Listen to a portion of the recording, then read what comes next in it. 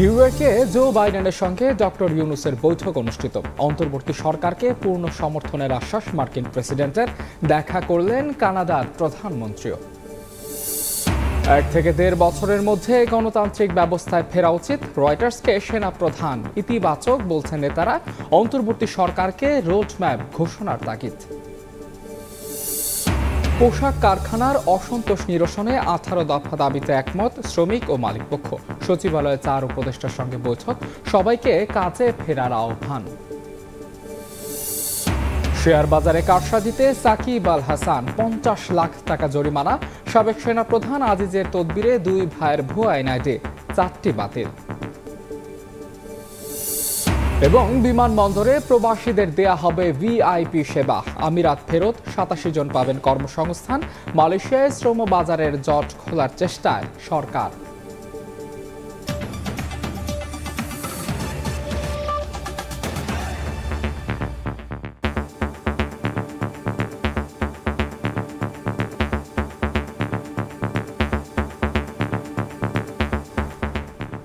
প্রবাসী সময়ের সঙ্গে আছে আমি মাহাদি ইসলাম ধ্রুব।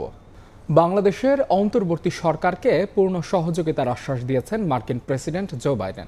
জাতিসংঘ সাধারণ অধিবেশনের ফাঁকে নিউ ইয়র্কে প্রধান উপদেষ্টা ডক্টর মোহাম্মদ ইউনূসের সঙ্গে বৈঠকে এই কথা জানান বাইডেন।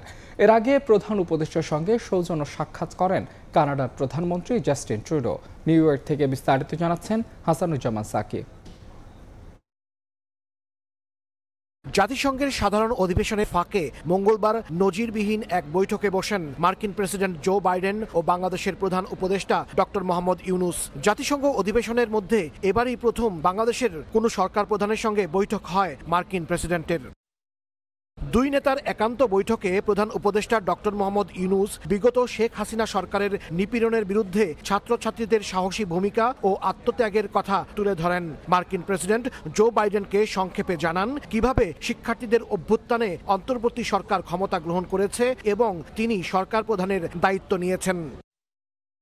অধ্যাপক ডক্টর ইউনূস বলেন, দেশ পুনর্গঠনে তার সরকারকে অবশ্যই সফল হতে হবে, আর এজন্য যুক্তরাষ্ট্রের সহযোগিতা প্রয়োজন। এ সময় ডক্টর মোহাম্মদ ইউনূসের নেতৃত্বাধীন অন্তর্বর্তী সরকারের প্রতি পূর্ণ সমর্থন ব্যক্ত করেন জো বাইডেন। বলেন, সব সহযোগিতা নিয়ে বাংলাদেশের পাশে থাকবে যুক্তরাষ্ট্র।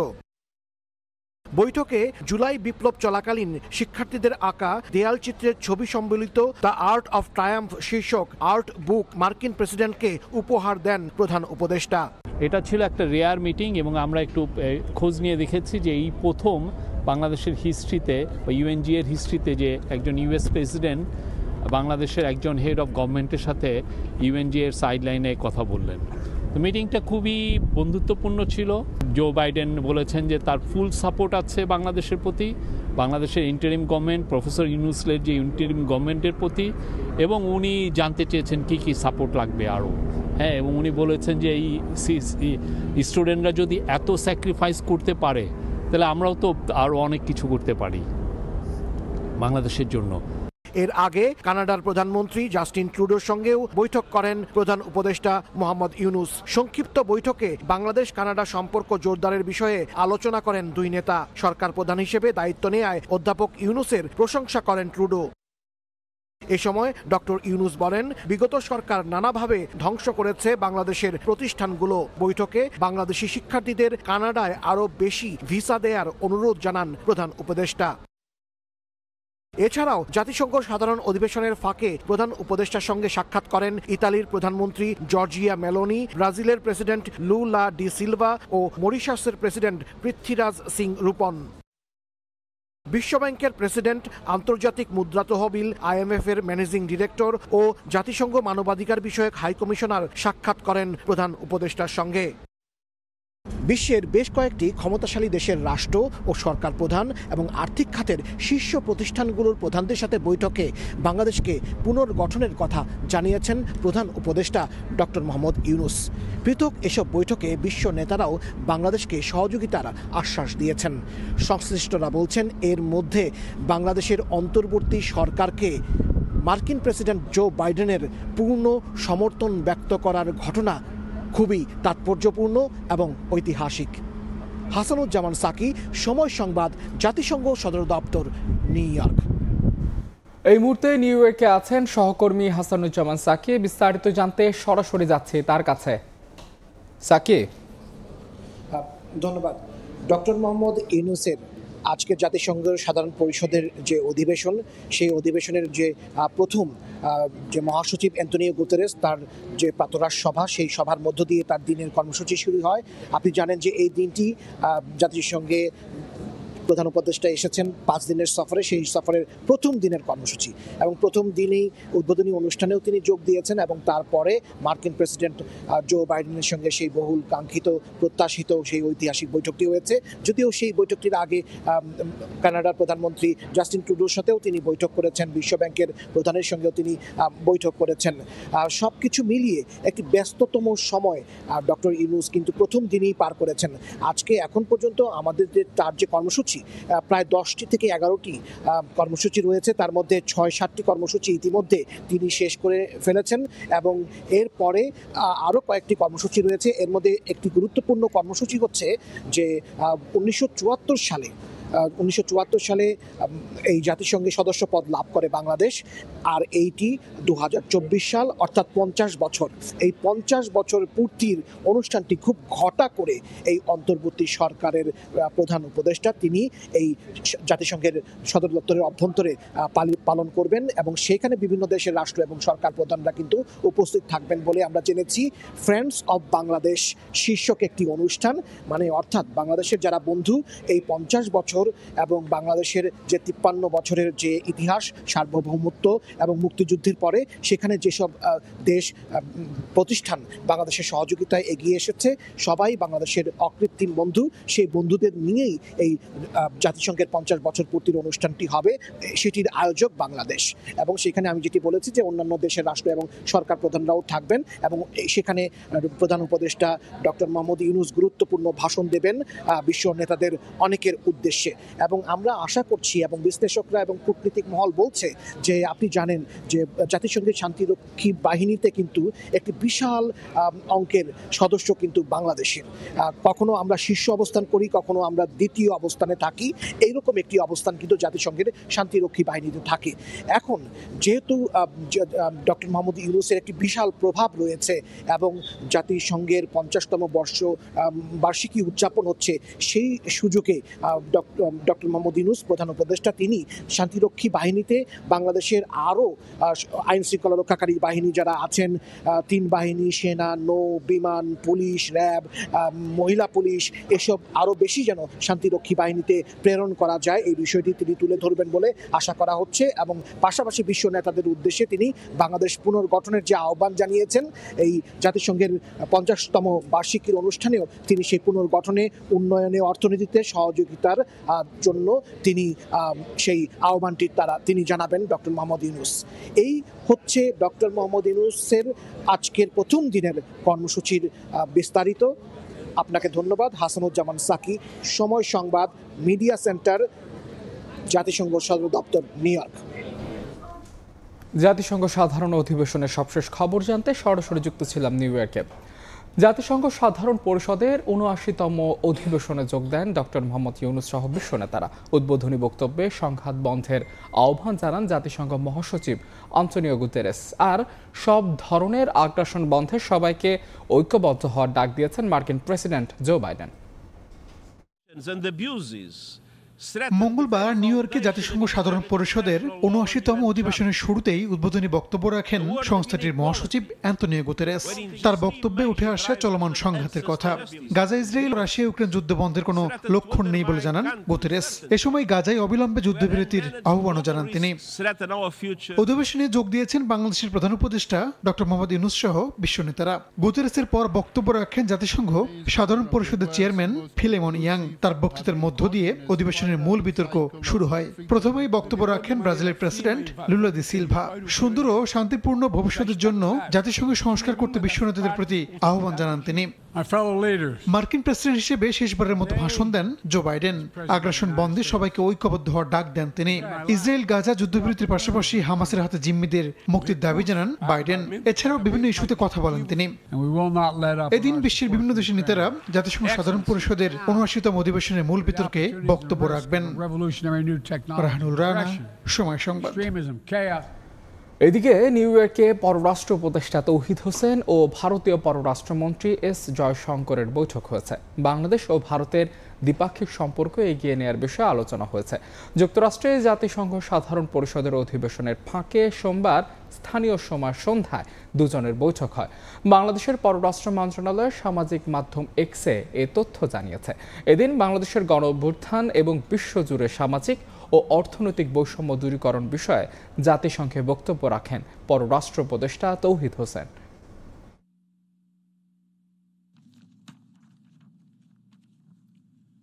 I applaud Secretary General Guterres for convening this historic summit. The American astronomer has a widespread video. 2 months back, a remarkable people's movement in Bangladesh starkly reminded how 170 million people value their aspiration for freedom, dignity, justice and equality over sheer growth numbers. Drawing on the past 5 decades' global discourse and development, we may need to truly value the values to secure our future. We also need to democratize digital technology tools, applications and innovations beyond profit. Else, many risk to be left out in a vast, evolving world of work. 1 থেকে 1.5 বছরের মধ্যে দেশে গণতান্ত্রিক ব্যবস্থা ফেরা উচিত বলে মনে করেন সেনাপ্রধান জেনারেল ওয়াকারুজ্জামান। বার্তা সংস্থা রয়টার্সকে দেয়া সাক্ষাৎকারে কথা বলেছেন তিনি। অন্তর্বর্তী সরকারের সঙ্গে সুসম্পর্ক রয়েছে জানিয়ে তিনি বলেছেন, ঐক্যবদ্ধ থাকায় ব্যর্থ হওয়ার কারণ নেই।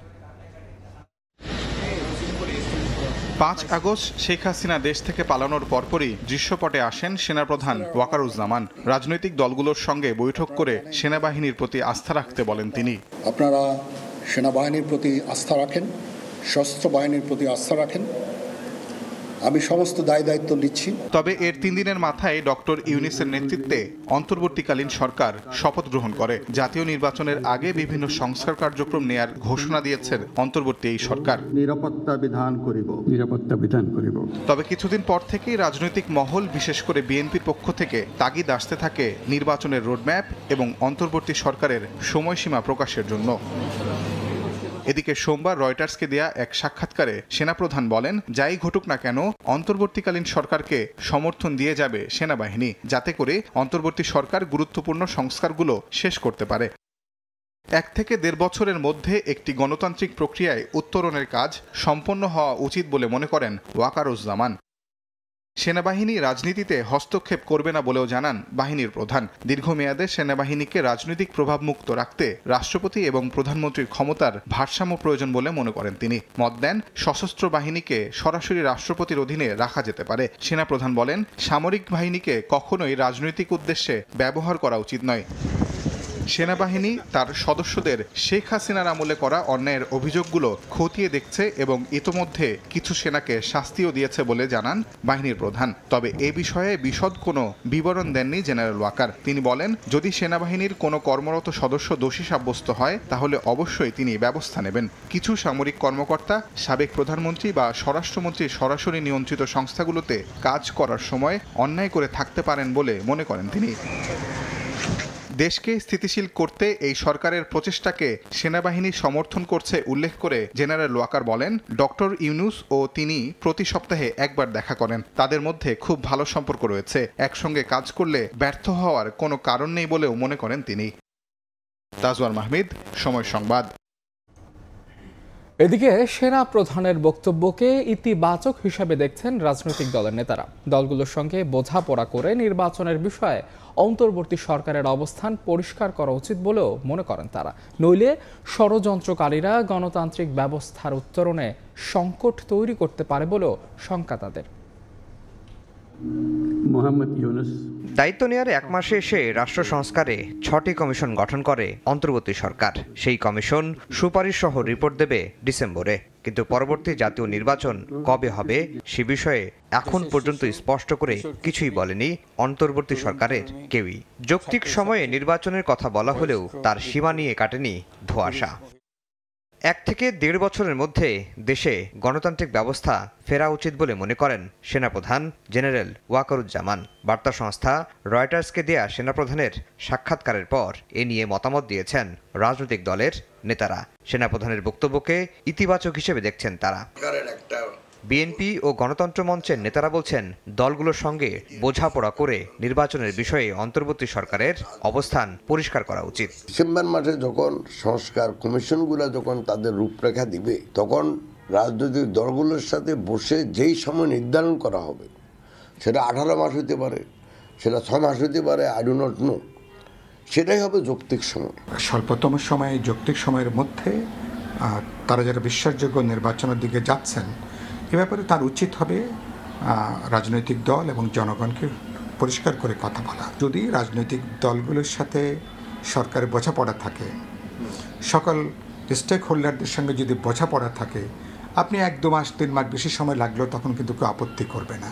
বিএনপির স্থায়ী কমিটির সদস্য সালাউদ্দিন আহমেদ বলছেন, রাষ্ট্র সংস্কারের পাশাপাশি নির্বাচনী রোডম্যাপ ঘোষণা করা প্রয়োজন, নইলে ষড়যন্ত্রকারীরা গণতান্ত্রিক ব্যবস্থায় উত্তরণে সংকট তৈরি করতে পারে। কক্সবাজার জেলা বিএনপির পুড়িয়ে দেয়া কার্যালয় পরিদর্শন শেষে তিনি একথা বলেন। সংস্কার কার্যক্রম চালু রাখার সাথে সাথে একটি নির্বাচনের রোডম্যাপ দিলে জাতীয় বুঝতে পারবে যে আমরা কবে নাগাদ গণতান্ত্রিক প্রক্রিয়ায় ফেরত যাচ্ছি। বাংলাদেশের গণতান্ত্রিক অভিযাত্রাকে বাধাগ্রস্ত না করতে পারে, সেই জন্য আপনারা সবাই সজাগ থাকবেন। অভ্যন্তরীণ ষড়যন্ত্র মোকাবেলায় দলমত নির্বিশেষে কাজ করার আহ্বান জানান বিএনপি নেতারা। আফজাল হোসেন, সময় সংবাদ, ঢাকা। পোশাক কারখানার অসন্তোষ নিরসনে 18 দফা দাবিতে শ্রমিক ও মালিকপক্ষ একমত হয়েছে। মঙ্গলবার বিকেলে সচিবালয়ে 4 উপদেষ্টার সঙ্গে শ্রমিক ও মালিক পক্ষের বৈঠকের পর যৌথ বিবৃতিতে তথ্য জানানো হয়। যৌক্তিক সব দাবি মানা হবে জানিয়ে নতুন করে শ্রমিক অসন্তোষ হলে কঠোর হাতে নিয়ন্ত্রণের হুঁশিয়ারি দেন উপদেষ্টারা। প্রায় 1 মাসের বহু বৈঠক আলোচনার পর অবশেষে তৈরি পোশাক শিল্পের চলমান অস্থিরতা নিরসনে মাতৃত্বকালীন ছুটি, হাজিরা ও টিফিন বিল বৃদ্ধি, জুলাই বিপ্লবে আহত শ্রমিকদের চিকিৎসা ও ক্ষতিপূরণ দেওয়ার পাশাপাশি অন্যায্যভাবে শ্রমিক ছাঁটাই না করার প্রতিশ্রুতি ও আগামী 6 মাসের মধ্যে ন্যূনতম মজুরি পুনর্নির্ধারণের সক্ষমতা মূল্যায়ন করা সহ 18 দফা দাবিতে ঐক্যমত পোষণ করে যৌথ বিবৃতি দিল শ্রমিক ও মালিক পক্ষ। এখন আমার সবার প্রতি আহ্বান থাকবে, স্পেশালি আমাদের শ্রমিক ভাই বোনদের প্রতি, সবার প্রতি, যে কোনো আলোচনা কোথাও যেন কোনো রাস্তা বন্ধ নয়, কোনো ভাঙচুর না হয়। মঙ্গলবার শ্রম ও কর্মসংস্থান মন্ত্রণালয়ে আয়োজিত এই বিবৃতি প্রদান অনুষ্ঠানে শ্রম উপদেষ্টা জানান, শ্রমিকদের সব ন্যায্য দাবি মেনে নেওয়া হবে। পোশাক শিল্পকে বাঁচাতে শিল্প কলকারখানায় কোনো ধরনের বিশৃঙ্খলা বরদাস্ত করা হবে না বলেও এ সময় হুঁশিয়ারি দেন তিনি। আপনাদের ন্যায্য দাবিগুলো মেনে নেওয়া হয়েছে, আপনারা স্ব কর্মস্থলে ফিরে যাবেন। আগামীকাল থেকে প্রত্যেকটা কারখানা যাতে চলমান থাকে, প্রত্যেকটা কারখানার কার্যক্রম চলমান থাকে, আমাদের ইন্ডাস্ট্রি যাতে বাঁচে, আমাদের শিল্প যাতে হাতছাড়া না হয়, সেজন্য শ্রমিক, মালিক, সরকার সবাই ঐক্যবদ্ধভাবে আমরা কাজ করব। এ সময় শ্রমিকদের শান্তিপূর্ণভাবে কাজে যোগ দেওয়ার আহ্বান জানিয়ে শ্রমিক, মালিক ও শিল্পের নিরাপত্তা নিশ্চিত করার প্রতিশ্রুতি দেন শিল্প, মৎস্য ও স্বরাষ্ট্র উপদেষ্টা। শ্রমিক নেতারা আসছেন, নেতা নেত্রীরা আসছেন এবং তাদের সাথে যে একটা শ্রমিকদের যে সম্পর্ক, এটার ভিত্তিতে আজকে যে আলোচনা হয়েছে, এই প্রক্রিয়াটা যদি এভাবে চলতে থাকে, আমরা পরস্পরের সাথে যদি কথা বলা বন্ধ না করি, আমরা যদি কথাটা চালিয়ে যাই, নিশ্চয়ই আমাদের এখানে এটা স্থিতিশীল হবে। এই সমঝোতা চুক্তি থেকে আমাদের কিন্তু পিছু হটার কোনো কারণ বা কারণ কিন্তু কোনো কিছু নাই। এটা কেউ কোনো কিন্তু বাহানা দিয়ে যে না আমি এটা এখন মানব না, এটা কিন্তু করতে পারবেন না। অনুষ্ঠানের শেষ দিকে শ্রম সচিব বলেন, বাংলাদেশের পোশাক শিল্প ধ্বংসে তৎপর রয়েছে বিদেশি ষড়যন্ত্র। চলমান শ্রমিক অসন্তোষের জেরে এরই মধ্যে বেশ কিছু ক্রয়াদেশ বাংলাদেশ থেকে সরে গেছে অন্য দেশে, এমন তথ্যও জানিয়েছেন শিল্পোদ্যোক্তারা। কামরুল হাসান সবুজ, সময় সংবাদ, ঢাকা। ব্যাংকিং খাত, রাজস্ব কাঠামো, ভ্যাট এবং অর্থ পাচার সহ অর্থনৈতিক খাতের সংস্কারে IMF এর কাছে কারিগরি সহায়তা চেয়েছে বাংলাদেশ। সহায়তার প্রক্রিয়া নিয়ে অক্টোবরে IMF এর বোর্ড মিটিংয়ে সিদ্ধান্ত হবে বলে জানিয়েছেন অর্থ উপদেষ্টা ডক্টর সালেউদ্দিন আহমেদ। মঙ্গলবার সকালে সচিবালয় সংস্থাটির 9 সদস্যের সঙ্গে বৈঠক শেষে এসব কথা জানান উপদেষ্টা। এদিকে বিকেলে বাংলাদেশ ব্যাংকে বৈঠকের পর মুখপাত্র জানান, বাংলাদেশ ব্যাংক সঠিক পথে থাকলেও বৈদেশিক মুদ্রার রিজার্ভ কম থাকায় পর্যবেক্ষণ দিয়েছে IMF। গত দেড় দশকে আর্থিক খাতে লুটপাট, প্রাতিষ্ঠানিক নীতি কাঠামোর ভঙ্গুর পরিস্থিতিতে চরম সংকটে বাংলাদেশ। নানা জটিলতাই রয়েছে রাজস্ব বিভাগ। এমন প্রেক্ষাপটে অর্থ সহায়তার পাশাপাশি অত্যাবশ্যক হয়ে পড়েছে সংস্কার। অন্তর্বর্তীকালীন সরকারের নানা উদ্যোগে বিশেষ সহায়তায় আগ্রহী দাতা সংস্থা বিশ্বমোড়ল, আন্তর্জাতিক মুদ্রা তহবিল IMF। মঙ্গলবার সচিবালয়ে সংস্থাটির আবাসিক প্রতিনিধি জয়েন্দু দে সহ 9 সদস্যের প্রতিনিধি দল বৈঠক করে অর্থ বাণিজ্য উপদেষ্টা ডক্টর সালেউদ্দিন আহমেদের সঙ্গে। পরে উপদেষ্টা জানান, ব্যাংকিং খাত, রাজস্ব, অর্থ পাচার সহ আর্থিক খাতের বিভিন্ন সংস্কারে IMF এর কাছে কারিগরি সহায়তা চেয়েছে বাংলাদেশ। আমরা বলেছি যে আমাদের মোটামুটি সংস্কারের ব্যাপারে আমরা পদক্ষেপ নিয়েছি। ব্যাংকিং সেক্টরে বলেন, NBR সেক্টরে আমরা নিয়েছি। এটা সময় কিছু লাগবে। এই ব্যাপারে আমাদের রিসোর্স গ্যাপ কত লাগবে সেই নিয়ে আলাপ হয়েছে। শুধু IMF নয়, অন্যান্য উন্নয়ন সহযোগী সংস্থার সঙ্গেও সংস্কার নিয়ে একই রকম আলোচনা হবে জানিয়ে অর্থ উপদেষ্টা বলেন, IMF কিভাবে কোন পথে সহায়তা করবে তা নির্ধারণ হবে অক্টোবরে সংস্থাটির বোর্ড মিটিংয়ে। শুধু IMF না, এটা একটা মনে রাখবেন, আমরা কিন্তু অন্যদের সাথে আমরা ডুপ্লিকেশন না করে, মানে কোনো রকম না করে আমরা একযোগে যেন সবাই যেন একসাথে এফোর্ড করতে পারে। এদিকে বিকেলে বাংলাদেশ ব্যাংকে মুদ্রানীতির আধুনিকায়ন, বর্তমান অবস্থা, আর্থিক প্রতিষ্ঠানের লেনদেন পরিস্থিতি, এক্সচেঞ্জ রেট সহ $3 বিলিয়ন অতিরিক্ত ঋণ চাওয়ার বিষয়ে IMF স্টাফ ওপেনিং মিটিংয়ে বসে বাংলাদেশ ব্যাংক ও IMF। পরে মুখপাত্র জানান, IMF এর শর্ত অনুযায়ী $24 বিলিয়ন বৈদেশিক মুদ্রা রিজার্ভ রাখার নির্দেশনা থাকলেও তা $20 বিলিয়ন নিচে অবস্থান করায় সন্তোষ নয় সংস্থাটি। ইন্টারন্যাশনাল রিজার্ভের ব্যাপারে ওনারা একটা টাকার অঙ্ক আউটকাম ইন্ডিকেটর হিসেবে ঠিক করেছিলেন, সেটা হলো $24 বিলিয়ন। এটা হলো নেট ইন্টারন্যাশনাল রিজার্ভ। সেই জায়গায় বর্তমানে আমাদের অর্জন আছে $19.47 বিলিয়ন। IMF এর শর্ত অনুযায়ী বর্তমানে বৈদেশিক মুদ্রার রিজার্ভ দিয়ে 3.5 মাসের আমদানি ব্যয় মেটানোর সক্ষমতা থাকার কথা থাকলেও বাংলাদেশ ব্যয় মেটাতে পারবে 3.1 মাসের। কাজল আব্দুল্লাহ, সময় সংবাদ, ঢাকা। এবার শেয়ার কারসাজিতে জাতীয় দলের ক্রিকেটার সাকিব আল হাসানের নাম। সিকিউরিটিজ আইন ভঙ্গ করায় সাবেক এই সংসদ সদস্যকে 50 লাখ টাকা জরিমানা করেছে BSEC। একই অভিযোগে আবুল খায়ের হিরু সহ 7 ব্যক্তি ও প্রতিষ্ঠানকে 1,63,00,000 টাকা জরিমানা করা হয়েছে। ঝামেলা যেন কিছুতেই পিছু ছাড়ছে না সাবেক সংসদ সদস্য বাংলাদেশ জাতীয় দলের ক্রিকেটার সাকিব আল হাসানের। দেশসেরা ক্রিকেটার সাকিব নানা ব্যবসায় যুক্ত হওয়ার পর নামেন পুঁজিবাজারে। যৌথ অংশীদারিত্বে খোলেন ব্রোকারেজ হাউস মোনার্ক হোল্ডিংস। কয়েক বছর ধরে বেশ আলোচনায় পুঁজিবাজারে সাকিবের বিনিয়োগ। নানা সময়ে উঠেছে কারসাজির অভিযোগ। তবে এর আগে তাকে কোনো জরিমানা বা শাস্তি দেয়নি পুঁজিবাজার নিয়ন্ত্রণ সংস্থা Bangladesh securities and exchange commission BSEC। একটা সময় সংস্থাটির শুভেচ্ছা দূত ছিলেন তিনি। তবে গত মাসের শেষ দিকে সাকিবকে বিশেষ দূত থেকে বাদ দেওয়ার পর এবার তাকে শেয়ার কারসাজির দায়ে জরিমানা করল BSEC।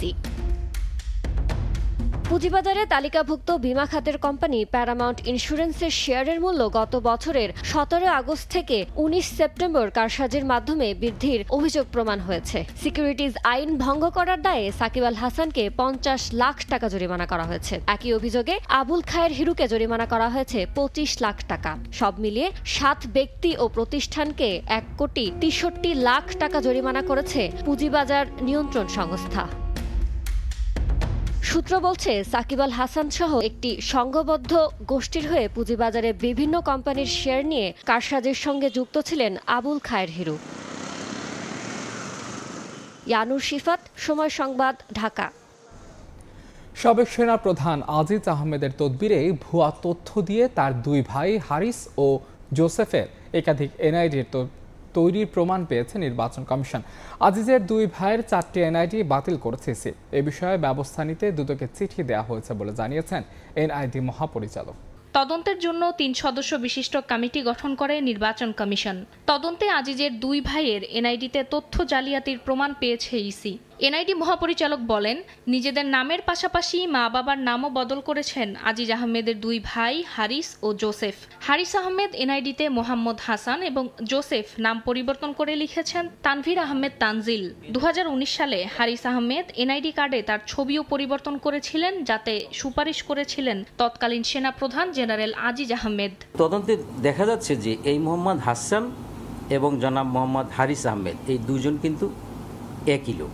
আবার দেখা যাচ্ছে যে তোফায়েল আহমেদ জোসেফ এবং এই তানভীর আহমেদ তানজিল এই দুজন একই ব্যক্তি। 4টা এনআইডি কার্ড করে, পিতার নাম ওলট পালট করে এবং ঠিকানা পরিবর্তন করে। এবং ওই সময় জেনারেল আজিজ তখন সেনাপ্রধান ছিল, ওই সময় ওনার একটা জোর তদবির ছিল যে এটা যেন করা হয়। আজিজের দুই ভাইয়ের 4টি এনআইডি বাতিল করেছে ইসি। হারিস ও জোসেফ ভোটার তালিকা আইন 2009 সহ জাতীয় পরিচয় বিধিমালার 4টি আইন ভঙ্গ করেছে বলে জানান এনআইডির মহাপরিচালক। আজিজের দুই ভাই এনআইডি সংক্রান্ত সব ধরনের সেবা বঞ্চিত হবে বলেও জানান তিনি। যেই মুহূর্তে তদন্ত প্রতিবেদনটা আমরা পেলাম, আমরা পুরো 4টা এনআইডি কার্ডই আমরা পরিপূর্ণ বাতিল করে দিয়েছি। এই এনআইডির মাধ্যমে তাদের যত সুযোগ সুবিধা বাংলাদেশে, এই সুযোগ সুবিধা ভবিষ্যতে আর তারা করতে পারবে না, অন্ততপক্ষে এই 4টা এনআইডি কার্ড দিয়ে। তদন্ত রিপোর্ট দুদকে পাঠানো হয়েছে বলেও জানান ইসির এই কর্মকর্তা। সাথে সাথে সেটা জরুরি। ফারজানা আক্তার, সময় সংবাদ, ঢাকা। বিমানবন্দরে প্রবাসীরা পাবেন ভিআইপি সেবা। কোনো ধরনের হয়রানি হলে কঠোর ব্যবস্থার হুঁশিয়ারি দিয়েছেন প্রবাসী কল্যাণ উপদেষ্টা আসিফ নজরুল। আমিরাত ফেরত 87 জনের কর্মসংস্থান ব্যবস্থার প্রতিশ্রুতিও দেন তিনি। এছাড়া মালয়েশিয়ায় শ্রম বাজার জট নিরসনে অন্তর্বর্তী সরকার সহযোগিতা করবে বলেও জানান উপদেষ্টা। বাংলাদেশের অর্থনীতির হৃৎপিণ্ড প্রবাসী আয়, অথচ সেই প্রবাসীরাই দেশে ফিরে হরহামেশা হয়রানির শিকার হন বিমানবন্দরে। এ নিয়ে অভিযোগের ফিরিস্তি জমলেও ব্যবস্থা নেয়ার নজির সামান্য। এবার রেমিটেন্স যোদ্ধাদের বিমানবন্দরে ভিআইপি সেবা দেওয়ার উদ্যোগ নিয়েছে সরকার। মঙ্গলবার সংবাদ সম্মেলনে প্রবাসী কল্যাণ উপদেষ্টা জানান, প্রতিশ্রুতি নয়, আগামী 1 মাসের মধ্যে উন্নত সেবা কার্যকর করা হবে। প্রাথমিকভাবে মধ্যপ্রাচ্য ফেরত প্রবাসীরা এ সুবিধা পাবেন। পর্যায়ক্রমে অন্যান্য দেশের প্রবাসীরাও এ সেবার আওতায় আসবেন বলে জানান প্রবাসী কল্যাণ উপদেষ্টা। একজন প্রবাসী যেন কোনো অবস্থাতেই এয়ারপোর্টে হয়রানির শিকার না হন, অসহায় অপমানিত বোধ না করেন, এই ব্যাপারে আমাদের জিরো টলারেন্স থাকবে। নতুন শ্রমবাজার নিয়ে আগামী 2-3 মাসের মধ্যে সুখবর পাওয়া যাবে। এর মধ্যে মালয়েশিয়াতে নতুন শ্রমবাজার উন্মুক্ত করতেও কাজ চলছে বলে জানান উপদেষ্টা। বৈষম্য বিরোধী আন্দোলনের সাথে সংহতি জানিয়ে ওনারা জীবন এবং জীবিকার ঝুঁকি নিয়ে ওখানে কারাবরণ করেছেন। আমরা ওনাদেরকে কর্মসংস্থানের ব্যবস্থা করব বাংলাদেশে। এছাড়া সাব এজেন্টদের রেজিস্ট্রেশন, সেবা অনুযায়ী রিক্রুটিং এজেন্টদের ক্যাটাগরি ভাগ করা, দূতাবাসে প্রবাসীদের সেবা নিশ্চিত করা, 12টি ব্যাংকের মাধ্যমে ঋণ সেবা দেয়া সহ বেশ কিছু উদ্যোগ তুলে ধরেন উপদেষ্টা আসিফ নজরুল। প্রবাসী কল্যাণ ব্যাংক আছে, এই ব্যাংক থেকে ঋণ দেওয়া হয়। তো আমরা এখন এমন একটা ব্যবস্থা করেছি, এই ব্যাংকে এখন সরাসরি রেমিটেন্স পাঠানো যাবে। দূতাবাসগুলো ঠিক মতো দায়িত্ব পালন করেন না, এই ধরনের অভিযোগ রয়েছে। তো আমরা সেটা খুব শক্তভাবে দেখার চেষ্টা করেছি। এ সময় বিদেশে যেতে ইচ্ছুক শ্রমিকদের উন্নত প্রশিক্ষণের ব্যবস্থা নিশ্চিত করার প্রতিশ্রুতি দেন প্রবাসী কল্যাণ উপদেষ্টা। সানবীর রূপল, সময় সংবাদ, ঢাকা। আগের সরকারের আমলে পদবঞ্চিত কর্মকর্তাদের পদোন্নতি না দিয়ে জোরপূর্বক বদলির অভিযোগ করেছেন কর্মকর্তারা। মঙ্গলবার রাতে সচিবালয়ে জনপ্রশাসন মন্ত্রণালয়ের সচিবকে না পেয়ে 2 জন অতিরিক্ত সচিবের সঙ্গে দফায় দফায় বৈঠক করেন যুগ্ম সচিব, উপসচিব পর্যায়ের 50 কর্মকর্তা। তারা বলেন, সম্প্রতি ডিসি নিয়োগে যোগ্য হবার পরেও তাদের পদায়ন না করায় আন্দোলন করেন। জোরপূর্বক বদলি বন্ধ, যোগ্যদের পদোন্নতি দেওয়ার দাবি জানান তারা। বলেন, দ্রুত সমস্যার সমাধান না হলে ফের তারা আন্দোলন ও কর্মবিরতিতে যাবেন। জুলাই আগস্ট ছাত্র জনতার আন্দোলনে নিহতদের জাতীয় বীর কেন ঘোষণা করা হবে না জানতে চেয়ে রুল জারি করেছেন হাইকোর্ট। এক রিট আবেদনের প্রাথমিক শুনানি শেষে বিচারপতি কামরুল হোসেন মোল্লা ও বিচারপতি কাজী জিনাত হকের সমন্বয়ে গঠিত হাইকোর্টের দ্বৈত বেঞ্চ এই রুল জারি করেন। একই সঙ্গে নিহতদের পরিবারকে মুক্তিযোদ্ধা পরিবারের মতো আর্থিক সুযোগ সুবিধা কেন দেয়া হবে না তাও সরকারের কাছে জানতে চাওয়া হয়েছে। রাজধানীর ক্যান্টনমেন্ট এলাকার বাসিন্দা আলী নাজের এই রিটটি দায়ের করেন।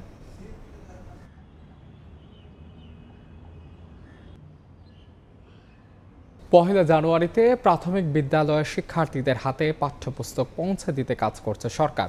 মঙ্গলবার সন্ধ্যায় সচিবালয়ে সরকারি ক্রয় সংক্রান্ত উপদেষ্টা কমিটির বৈঠক শেষে সাংবাদিকদের এই কথা জানান অর্থ উপদেষ্টা সালেউদ্দিন আহমেদ। আমরা কয়েকটা গুরুত্বপূর্ণ ক্রয় সংক্রান্ত বিষয়ের সিদ্ধান্ত, একটা হলো সবচেয়ে বড় হলো টেক্সট বই, প্রাথমিকের বইটা আমরা ছাপাবার ব্যাপারে এবং এটা মুদ্রণ করার ব্যাপারে ক্লিয়ারেন্স দিয়েছি। যথাসময়ে যাতে প্রাথমিক স্কুলের ছাত্রছাত্রীরা বই পায় সেটা আমরা টেক্সট বুক করবে এবং এটার জন্য ক্রয় আদেশ আমরা অ্যাপ্রুভ করেছি। সিটি অব জয় কলকাতার রাজপথ থেকে তুলে নেওয়া হচ্ছে শতাব্দী প্রাচীন পরিবহন ট্রাম। এমন খবরে মিশ্র প্রতিক্রিয়া দেখাচ্ছেন নগরবাসী। রাজ্য সরকারের দাবি, শহরে মানুষের মতো অন্য যানবাহনও বাড়ছে, এতে প্রায় অপ্রাসঙ্গিক হয়ে পড়েছে ট্রাম। কলকাতার টালিগঞ্জ ট্রাম ডিপো ঘুরে আরও জানাচ্ছেন সুব্রত আচার্য, ছবি তুলেছেন বিশ্বজিৎ দাস।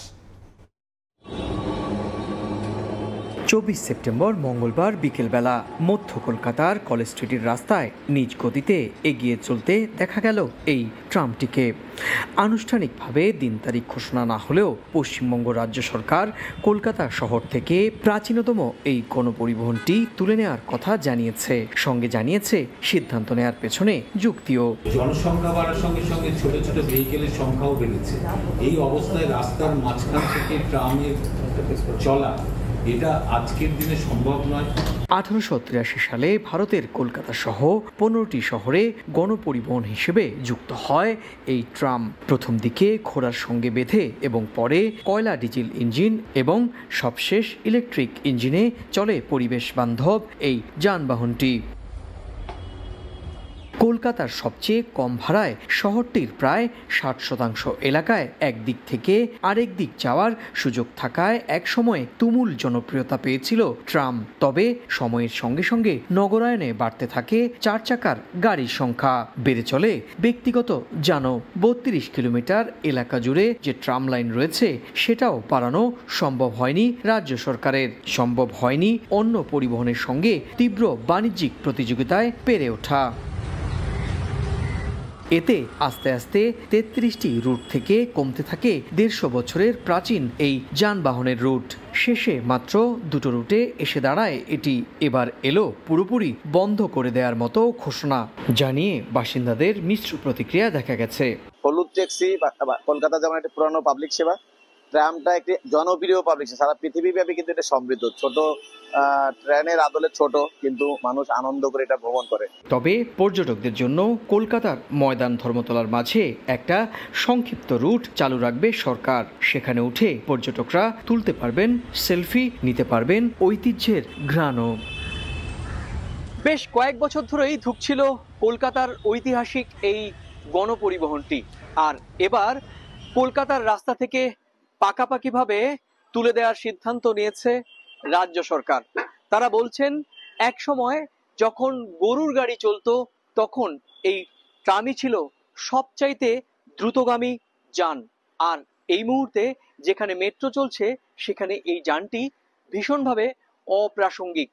তাই বাস্তবতার নিরিখেই এই সিদ্ধান্তে তাদের আসতে হয়েছে। কলকাতার টালিগঞ্জের ট্রাম ডিপো থেকে সুব্রত আচার্য, সমসংবাদ।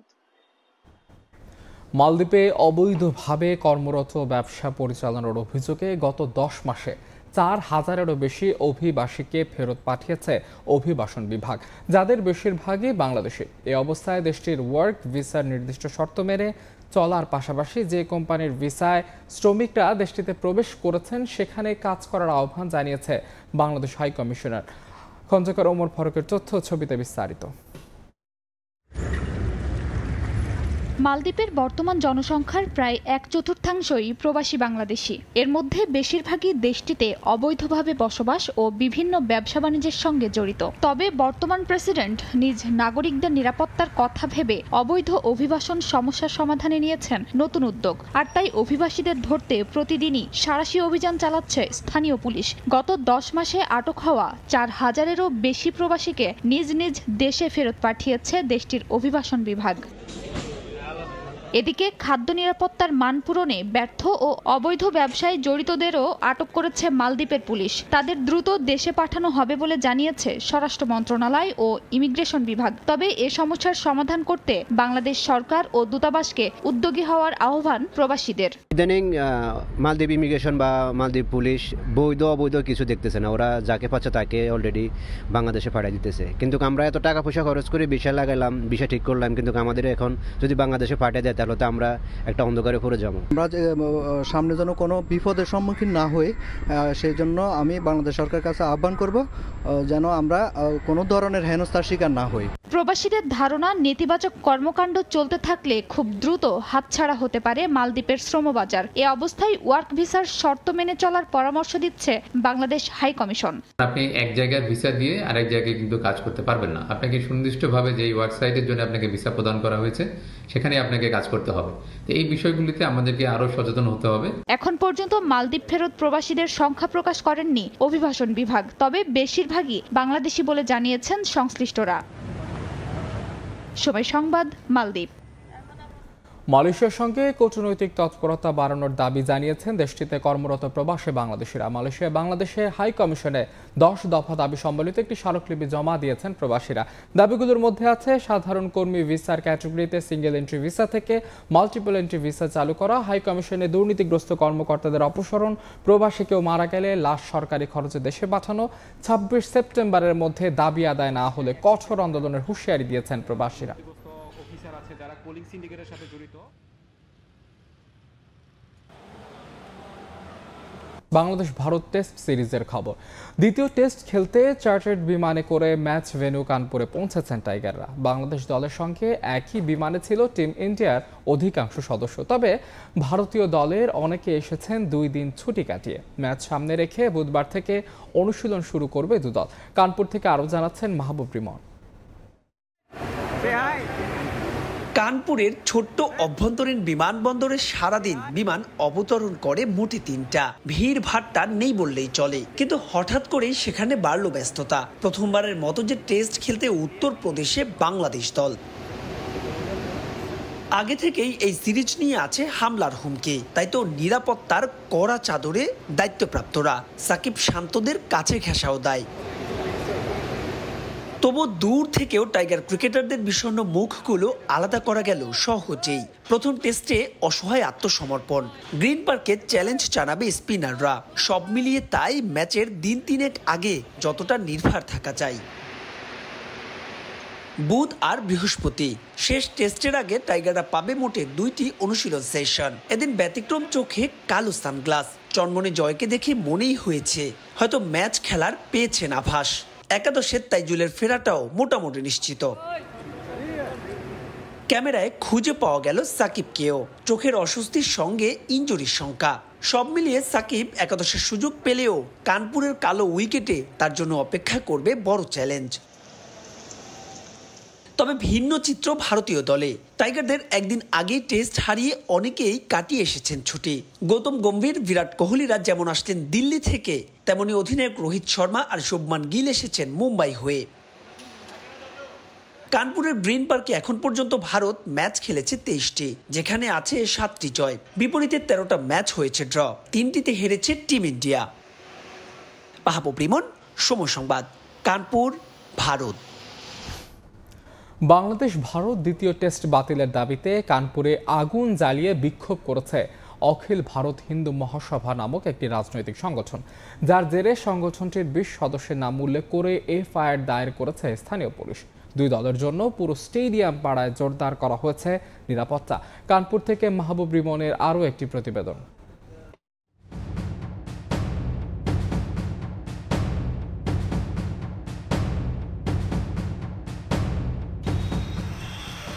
দুই ম্যাচ সিরিজের দ্বিতীয় ও শেষ টেস্ট খেলতে বাংলাদেশ দল এখন কানপুরে, যে ম্যাচ দিয়ে প্রায় 3 বছর পর আভিজাত্যের বনেদি ক্রিকেটে ফিরছে উত্তরপ্রদেশের এই শহরটি। তবে সেই ম্যাচ নয়, ভিন্ন এক কারণে আলোচনায় কানপুরের গ্রিন পার্ক স্টেডিয়াম।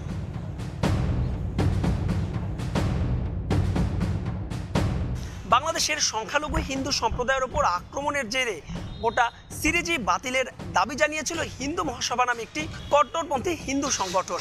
তবে সেই দাবি পূরণ না হয় এবার তারা ভিন্ন পথে হেঁটেছে।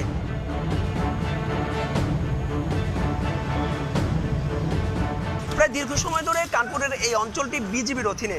ম্যাচটির 3 দিন আগে অর্থাৎ সোমবার বাংলাদেশ ভারত দ্বিতীয় টেস্ট বাতিলের জন্য বিক্ষোভ করেছে হিন্দু মহাসভার সদস্যরা। শুধু তাই নয়, স্টেডিয়াম এলাকায় তারা আগুনও জ্বালিয়েছে।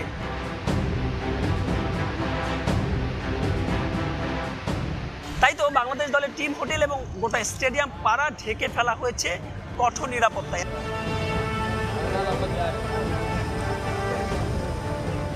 সব মিলিয়ে বাংলাদেশ ভারত দ্বিতীয় টেস্ট নিয়ে যে অনিশ্চয়তা আর জটিলতা তা হয়তো কাটবে না আগামী 27 সেপ্টেম্বর ম্যাচ মাঠে গড়ানোর আগে। মাহবুব রিমন, সময় সংবাদ, কানপুর, ভারত। এদিকে কানপুর টেস্টের পর মারাত্মক শঙ্কার মুখে ভারতের বিপক্ষে বাংলাদেশের প্রথম টি-20 ম্যাচও 6 অক্টোবর গোয়ালিয়রে বন্ধ ঘোষণা করেছে ভারতের রাজনৈতিক দল হিন্দু মহাসভা। কট্টরপন্থী সংগঠনটির দাবি বাংলাদেশে হিন্দুদের উপর নির্যাতন করা হয়েছে, যদিও এ ধরনের অভিযোগের কোনো সত্যতা নেই। ভারতের বিপক্ষে সিরিজে অংশ নেয়ার আগ থেকেই হুমকি পেয়ে আসছে বাংলাদেশ। যদিও সেই হুমকি উপেক্ষা করেই চেন্নাই টেস্ট শেষ করেছে বিসিসিআই। এবার নতুন করে ঝামেলা করতে চাইছে ভারতের কট্টরপন্থী রাজনৈতিক দল হিন্দু মহাসভা। 2 ম্যাচের টেস্ট সিরিজ শেষ করে ভারতের বিপক্ষে 3টি টি-20 খেলবে বাংলাদেশ, যার প্রথমটি অনুষ্ঠিত হওয়ার কথা রয়েছে মধ্যপ্রদেশের গোয়ালিয়রে। এই ম্যাচে যাতে বাংলাদেশ অংশ নিতে না পারে তার জন্য হুমকির পাশাপাশি নতুন করে প্রতিবন্ধকতা তৈরি করেছে সংগঠনটি। ভারত বাংলাদেশের 3 ম্যাচ সিরিজের প্রথম টি-20 অনুষ্ঠিত হবে 6 অক্টোবর। সেদিন গোয়ালিয়রে বন্ধ ঘোষণা করেছে হিন্দু মহাসভা, যার ফলে যোগাযোগ ব্যবস্থা ব্যাহত হওয়ার শঙ্কা রয়েছে। ফলে প্রশ্ন উঠেছে হোটেল থেকে ক্রিকেটাররা কিভাবে ম্যাচ ভেন্যুতে প্রবেশ করবে। জরুরি পণ্য সরবরাহ বন্ধের আওতার বাইরে থাকলেও ক্রিকেটারদের ক্ষেত্রে তা শিথিল হবে না তা ধরেই নেওয়া যায়, কারণ বাংলাদেশ ভারত সিরিজ বাধাগ্রস্ত করতেই এই হরতালে ডাক দিয়েছে সংগঠনটি। হিন্দু মহাসভার দাবি, বাংলাদেশের রাজনৈতিক প্রেক্ষাপট পরিবর্তন হওয়ার পর অন্যায়ভাবে হিন্দুদের নির্যাতন করা হয়েছে। যদিও তাদের এমন অভিযোগের কোনো সত্যতা মেলেনি, তারপরও বাংলাদেশের বিপক্ষে কট্টর অবস্থান নিয়েছে তারা, যার ফলে মারাত্মক শঙ্কায় পড়েছে সিরিজের প্রথম টি-20। এমনকি শঙ্কা তৈরি হয়েছে ক্রিকেটারদের নিরাপত্তা নিয়েও। এস এম ইকবাল, সময় সংবাদ। জয় দিয়েই নারী টি-20 বিশ্বকাপ শুরু করতে চায় বাংলাদেশ। প্রথম ম্যাচ জিততে পারলে সেমিফাইনাল খেলাও অসম্ভব নয় বলে জানান অধিনায়ক নিগার সুলতানা জ্যোতি। 3 বিভাগেই ক্রিকেটারদের কাছে সেরাটা চান অধিনায়ক।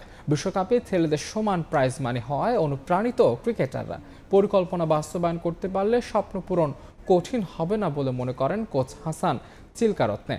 বিশ্বকাপ সামনে রেখে আজ মিরপুরে অনুষ্ঠিত হয়েছে নারী দলের আনুষ্ঠানিক ফটো সেশন। বৃহস্পতিবার বিশ্বকাপ খেলতে দেশ ছাড়বে বাংলাদেশের মেয়েরা। মিরপুর শেরে বাংলায় নারী বিশ্বকাপের স্বপ্ন সারথীরা আনুষ্ঠানিক ফটো সেশনে চোখে ছিল আত্মবিশ্বাস আর অদম্য মনোবলে ওদের লক্ষ্য মরুর বুকে নারী টি-20 বিশ্বকাপে ঝড় তোলা। রাজনৈতিক পট পরিবর্তনের পর নিরাপত্তা শঙ্কায় বিশ্বকাপ বাংলাদেশ থেকে সরে গেছে সংযুক্ত আরব আমিরাতে। বি গ্রুপে বাংলাদেশের সামনে চ্যালেঞ্জ জানাতে প্রস্তুত আছে স্কটল্যান্ড, ওয়েস্ট ইন্ডিজ, দক্ষিণ আফ্রিকা ও ইংল্যান্ড। 2014 সালে টি-20 বিশ্বকাপে শ্রীলঙ্কার বিপক্ষে একমাত্র জয়টা এসেছিল বাংলাদেশের। এরপর বিশ্বকাপ শুধু এসেছে আর গেছে, জয় অধরাই থেকেছে। এটা বড় এক আক্ষেপ অধিনায়ক জ্যোতির কাছে। 2014 ছাড়া কিন্তু ওয়ার্ল্ড কাপে একটা আমরা সিঙ্গেল ম্যাচ উইন করতে পারিনি। ভালো ক্রিকেট খেলছি, বাট আলটিমেটলি ভালো ক্রিকেট খেলার আসলে কোনো মানে না যদি আপনি ম্যাচ উইন করতে না পারেন। বিশ্বকাপে অন্তত একটা জয় চায় বাংলাদেশ। এরপর ফ্লো চলে আসলে এই দল নিয়ে সেমিফাইনাল খেলা অসম্ভব নয় বলেও মনে করেন জ্যোতি। প্রথমে ম্যাচ উইন করার টার্গেট থাকবে এবং সেকেন্ড হচ্ছে যখন আমরা এই ফ্লোটা পাবো, আমার কাছে মনে হয় আমাদের যে টিম এই ফ্লোতে অবশ্যই সেমিফাইনাল কে না খেলতে চাই। সো আমাদের টার্গেট থাকবে সেভাবেই। এবং আমরা জানি যে আমাদের ক্রিকেটটা যদি আমরা এক ধাপ এগিয়ে নিতে চাই তাহলে ওয়ার্ল্ড কাপের মতো বড় স্টেজ আর হতে পারে না। আবুধাবিতে নারী দলের খেলার অভিজ্ঞতা থাকলেও সার্জার উইকেটে একেবারেই নতুন। তবে বিশ্বকাপের আগে 2টি প্রস্তুতি ম্যাচের অভিজ্ঞতা কাজে আসবে বলে মনে করেন অধিনায়ক। নির্দিষ্ট কোনো ইউনিট নয়, 3 বিভাগেই ভালো করার তাগিদ তার। 2022-এ আমরা খেলেছি আবুধাবিতে। আবুধাবির উইকেটগুলো অনেক বেশি সুন্দর ছিল এখন নতুন একটা সার্জা আমাদের জন্য টোটালি বলবো যে নতুন একদম ভেন্যু, বাট স্টিল দুইটা প্র্যাকটিস ম্যাচ যেহেতু আমরা খেলবো, ওখান থেকে মোরালেস কিছু একটা আমরা কিন্তু আইডিয়া পাবো। বিশ্বকাপের প্রথম ম্যাচ দিয়ে নিজের ১০০তম টি-20 ম্যাচ খেলার মাইল ফলক ছোঁবেন জ্যোতি।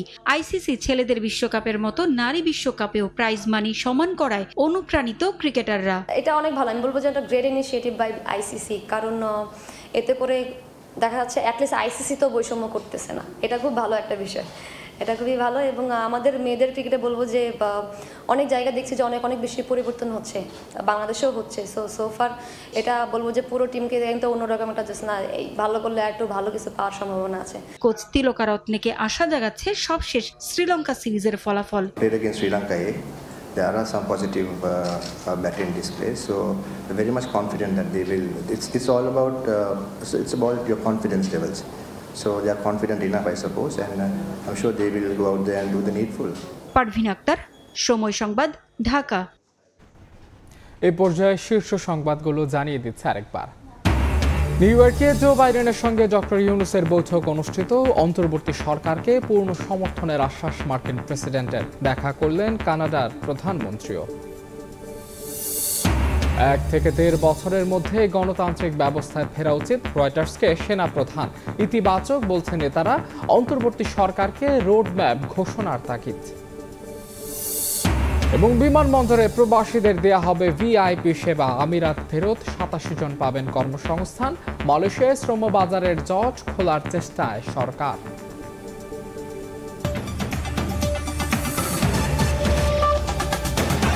এই ছিল প্রবাসের সময়, সঙ্গে থাকুন সময়।